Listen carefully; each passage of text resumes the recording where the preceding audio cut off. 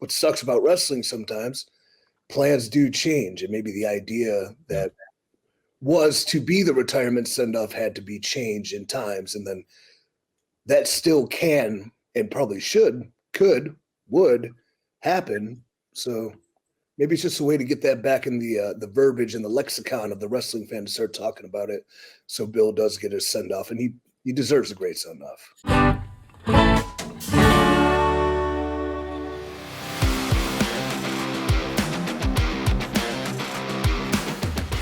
All right, let's talk about Bill Goldberg calling Vince McMahon a piece of S for not giving him a retirement match. Is his anger justified? EC3, who actually called out Bill Goldberg before the Russo. I will still call it. He wants a retirement match. I got a great idea for him. Meet me in the Congo. I'll bring the NWA Worlds Heavyweight Championship. I'm going to spin kick you into dust. That's what I would do to Bill Goldberg. But having said that, I guess this is because of like he had COVID, but he had to go, heaven forbid, put over Roman Reigns in Saudi Arabia. Like that's, your job as a wrestler is to build people. But regardless, so in exchange, he was allegedly given Vince's word that he would have a retirement match, like a proper send-off, and that hasn't happened. This is what I'm gathering this issue is. So I believe Bill said, yeah, I would have been loyal to him. I would have said all the nice things about him, but he's a piece of S. I mean, hey, if a man agrees, if you have a handshake agreement, I mean, that's good as gold. And if somebody reneges on that, I guess that's unfortunate. Is he justified? Everyone's justified to their opinion. If he thinks that man's a piece of S, he's probably not the first. He won't be the last. I don't know the terms guaranteed via this private conversation, but also perhaps what sucks about wrestling sometimes, plans do change, and maybe the idea that was to be the retirement send-off had to be changed in times, and then that still can and probably would happen. So maybe it's just a way to get that back in the verbiage and the lexicon of the wrestling fan to start talking about it. So Bill does get his send-off, and he deserves a great send-off. Indeed. If you had a choice, like what do you think is a plausible, like if you had the books in the WWE right now based on the WWE roster, who do you think would be a good send-off match? Gunther.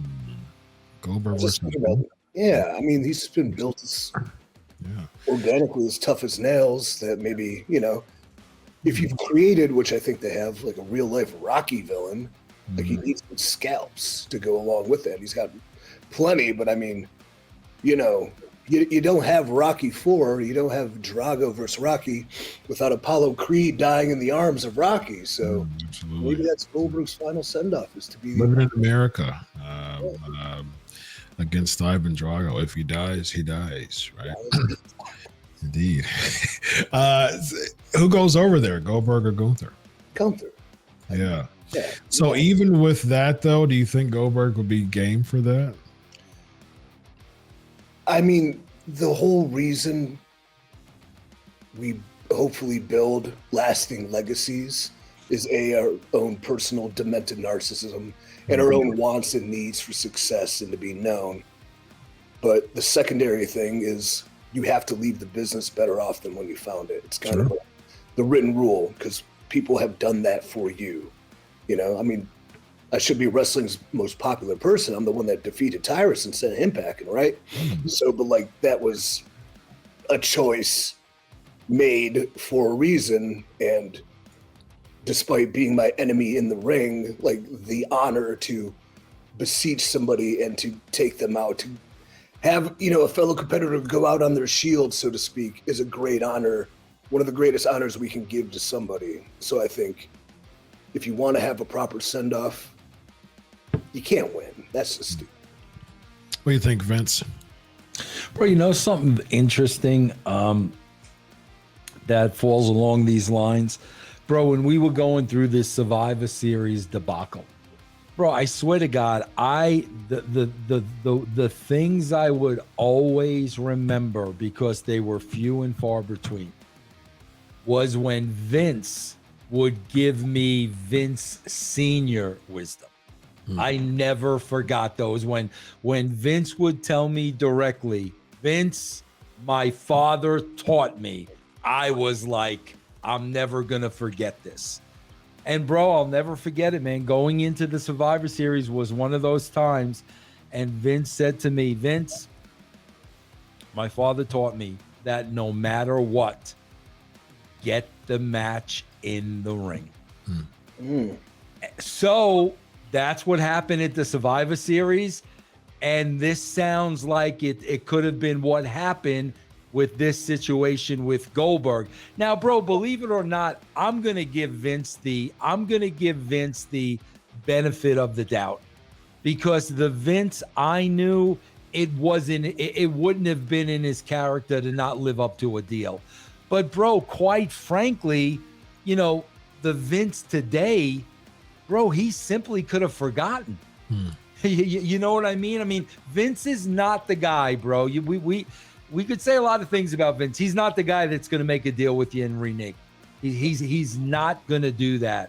I agree. So unless he forgot about it, I mean, I don't know, but get the match in the ring. So he had to agree to whatever Goldberg wanted. Who do you think would be a feasible opponent for him if he were to come back? DUI in a handicap. Wow. No. And he annihilates them and they never come back. We never see them again, bro. How about that? Bro, you know what would be a nice match for him? Bronson. I was thinking Bronson Reed. Not bad. That's exactly what I was thinking. Two bulls, bro. Yep. I was thinking the same thing, man. Bronson Reed. I'd be game for that, actually. Yeah. Bronson Reed and Goldberg, because I don't know. I think with Goldberg's business type of direction and interests, I don't think he wants to retire looking at the lights, man. And so I do think, what's that, East? I said, okay. Yeah, I think he does. I doubt that he wants, especially since he put over Roman, and he put before that he put over Braun Strowman. You know what I mean?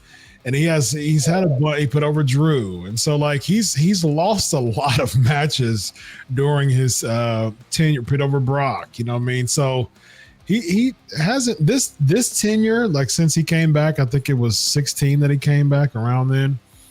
I mean, this 7 years or 6 years, since he wrestled last year, his win-loss record has been very subpar. Yeah. So I doubt that he would be like, oh, okay, sure, I'll put over someone else. Who? Bronson Reed? Sure. You know what I mean? Like, I think you have to protect your character in a way that it doesn't get too bad because of recency bias. So I think that's something to consider. My opinion's changed. I can deal with that. Some people can go out on top, I guess. Yeah. Taker did. I was gonna say Taker. Yeah, Taker did. Yeah, bro, all you got to do is have them have a war, knock down, drag out. I think Goldberg would want to work with him when he sees his size and the way the guy can move. You know what I'm saying? Yeah. All you got to do is knock down, drag out, kick outs. Goldberg goes over, and bro, Bronson Reed shakes his hand when it's over. That's all you got to do, bro. Yeah, I think that's a rub to me. I mean, like that's. I agree with you. I agree. Yeah.